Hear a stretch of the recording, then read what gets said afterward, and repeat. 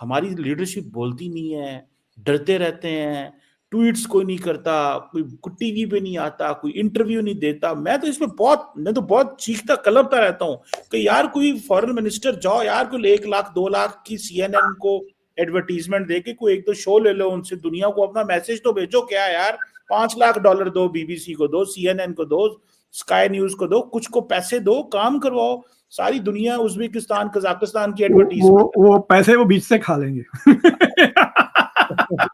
तो मतलब लोगों को लिवरेज अपनी बिल्ड करो यार, मतलब क्या फजूल तुम लोगों ने। मैं तो नहीं, सी फॉर एग्जांपल इतने सारे लोगों के नाम आए, एक भी इंडियन हिंदू का नाम नहीं आया in the race. So it is not कि वो छुपा रहे हैं, they are not hiding it, it is that there is nobody there to say. So there is a problem जो कल्चर। मुझे शिकायत ये है, देखिए ये दिस इज नॉट न्यू, ये सब 2022 में रिपोर्ट आके नेशनल इंक्वायरी वगैरह हो गई, सारी रिपोर्ट छप भी गई है। ये Musk has discovered it 2 years later, और वो यूज कर रहा है स्टार्मर को कमजोर करने के लिए। लेकिन ब्रिटिश मुस्लिम कम्युनिटी में इंटरनली कोई ऐसा मुराकबा नहीं हुआ इस मसले को लेकर। There was no introspection. वो मैं सुबह से I been in touch with थोड़े ब्रिटिश एरिस्टोक्रेट्स जो लॉर्ड्स वगैरह हैं, और लोगों से कह रहा हूँ कि भाई आओ मेरे शो पर, मुझे एक्सप्लेन करें। अगर कोई देख रहा है British Muslims, if you want to talk about it, Pakistan में कोई जानते हैं इस मसले के बारे में details, you want to come and explain to me, I will be happy to host them and talk about this issue. But मेरा सबसे बड़ा सवाल ये है कि ठीक है, मीडिया उछाल रहा है कि मुसलमान हैं और पाकिस्तान है, there is lot of coverage, India के ही हजारों लोग उसको रीट्वीट रिपोस्ट, इंडिया से ज्यादा हो रहा है बनिस्बत बरतानिया के। मुझे इंडियन से रिक्वेस्ट आई है, मुझे खुद इंडियन मीडिया से रिक्वेस्ट आई, मैंने कहा यार मुझे तो पता ही नहीं है इशू क्या है, तो मैं इसमें क्या बोलूं। नहीं, I am also not very well informed about it, right. तो मतलब क्राइम तो फॉलो नहीं करता ना मैं, तो but the thing is that it is become bigger than a crime. अब तो एक इंटरनेशनल एपिसोड हो गया है। सो आई थिंक दैट इज, देखिए इसको ले लें, खालिस्तान के मसले को ले लें, इन इंग्लैंड, यूके, फिर इलीगल माइग्रेशन जो अमेरिका में आ रहा है अभी, एक जब डिपोर्टेशन शुरू करेंगे, बात तो इंडिया की भी हो रही है, but there will be lot of Pakistanis also who will be deported. कई मुस्लिम कंट्री से बंदे घुसे हुए हैं। मुझे एक रिक्वेस्ट आई है from a very high place के भाई हमारा एक बंदा फंस गया है, तो मतलब मैं क्या कर सकता हूँ? I can only help him to be deported अगर वो डिपोर्ट होना चाह रहा है, लेकिन जेल से छुड़ा के पब्लिक में थोड़ी छुड़ा सकते हैं स्पेशल। सो आई थिंक के मेरे ख्याल से कि the era of international migration शायद खत्म होने वाला है। सही कह रहे हैं, पॉसिबिलिटी है, या फिर ये है कि जो स्क्रूटनाइज होने वाला है कि किसको लेना है, इस पे ऊपर बड़ी डिस्कशन हो रही है अब, क्वालिटी ऑफ। आप देख लें इंडिया, यहाँ पे अमेरिका में H1B के खिलाफ बात इतना हो रही है। मतलब H1B वाले बंदे यार मोस्टली तेलुगु तमिल बोलने वाले साउथ इंडियंस होते हैं। हमारे पास मेरे घर में, मेरा छोटा सा शहर है जिसमें मैं रहता हूँ, न्यूयॉर्क, जिसमें सिर्फ 25,000 लोग होते हैं, और इसमें 3 थिएटर हैं जहाँ तेलुगु पिक्चर्स रिलीज हो जाते हैं on day 1।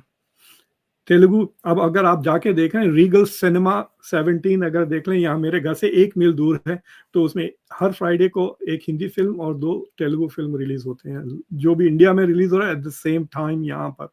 So there is a huge H1B related population America में। लेकिन उनके खिलाफ भी, आई मीन ये लोग तो लाखों डॉलर बनाते हैं, लाखों डॉलर सर्विस करते हैं, और क्राइम जीरो है।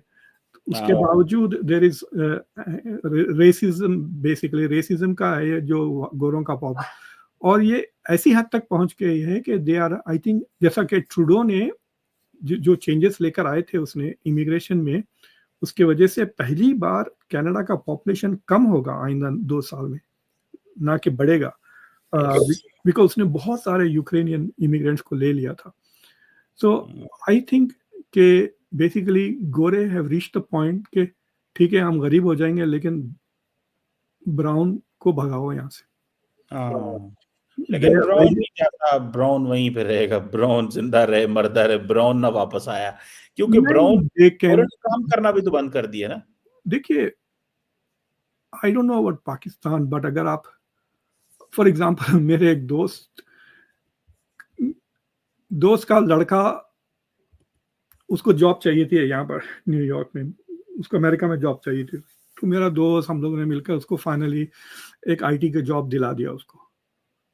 वो गधा लिया नहीं, जॉब नहीं आया। उसके बाद हम लोग को बड़ा गुस्सा आ गया कि भाई हमने अपना पॉलिटिकल कैपिटल खर्च किया तुमको जॉब दिलाने। तो वो कह रहा है देखो भाई, वो जो जॉब आपने दिलाई मुझे न्यूयॉर्क में, वो $80,000 का है, टैक्स के बाद मुझे 60,000 मिलेंगे, फिर खर्चा इतना हो जाएगा कि मैं 10,000 से ज्यादा बचा नहीं सकता। लेकिन मुझे हैदराबाद में $20-25,000 का जॉब मिल गया, मैं अपने घर में रहता हूँ।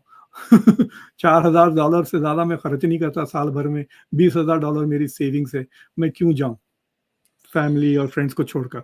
सो व्हाट माइट हैपन कि जो brown countries are doing reason थोड़ा बहुत ठीक ठाक, उनके लोग शायद might stop migrating, right. But जो अफ्रीका और दूसरे कंट्रीज हैं जहाँ पे, जैसा कि अब बांग्लादेश में टेंशन बढ़ गया है, तो वहाँ से लोग will probably want to migrate anywhere, और किसी भी हालात में वो रहने के लिए तैयार हो जाएंगे वेस्ट में, because at least quality of life थोड़ा बेहतर हो जाएगी, यू नो। मतलब यहाँ पे illegal life is preferable to legal life back home for many people ना। तो I think, but I think the hedges जो ऑफ इंटरनेशनल माइग्रेशन था वो खत्म होगा। मैं अभी जर्मनी के AFD जो पार्टी आ रही, दे आर वरीड अबाउट ना, जिसको इलॉन मस्क सपोर्ट कर रहा है, तो उसकी जो लीडर है, एक खातून है, उसका मैं लंबा तफसीलन 1 घंटे तक उसका इंटरव्यू सुन रहा था। तो उससे पूछा कि तुम्हारे टॉप 3 प्रायोरिटीज क्या है, तो उसकी टॉप 3 प्रायोरिटीज में एक तो वो रशिया के साथ नॉर्मलाइज करना चाहती है ताल्लुकात, to bring the cost of energy down. दूसरा, न्यूक्लियर पावर इस्तेमाल करना चाहती है जर्मनी के लिए। तीसरा, उसने इमीडिएटली कहा कि I am going to close the gates, border control. Basically she saying कि जर्मनी के बॉर्डर्स ही नहीं, जो चाहे वो आ रहा है। और आपको पता है जब सीरिया का मसला हुआ था कि एंगेला मर्केल ने 1 मिलियन सीरियंस को माइग्रेट करवाया था to Germany, 1 million. She moved in first because वो जितने क्रिश्चियंस को और पढ़े लिखों को ले सकती थी। अब वो कह रहे हैं कि सीरिया की हालत ठीक हो गई, तुम वापस चले जाओ अपने मुल्क। वो कह रहे हैं, मैं देख रहा था। अब 10 साल आप जर्मनी में रहकर आपके बच्चे वहां पैदा हो गए, वो बड़े हो गए, तो how can you go back to a country which could explode again. So ये मसाइल तो चलते रहेंगे, विल सी। कभी तफसीलन इस पे माइग्रेशन पे भी बात करेंगे। बिल्कुल, ये तो एक ऐसी डिबेट है जो कि, बल्कि कल जो फरीद ज़करिया का शो भी इसी के ऊपर था कि जो लिबरल्स हैं वो किस तरह अंडर परफॉर्म कर रहे हैं, न्यूयॉर्क के हवाले से देख रहे थे, बाकी वो सारा तो जो कंजर्वेटिव्स आगे आ रहे हैं। लेट्स सी डॉक्टर साहब कैसे होता है। ट्रूडो भी चला गया और जो है ट्रम्प आ रहा है, एंड जैक सुलिवन का टेन्योर खत्म हो गया। इट्स एन इंटरेस्टिंग डेवलपमेंट्स जो दिल्ली के अंदर ही है। Thank you very much professor doctor, pleasure talking to you, sir.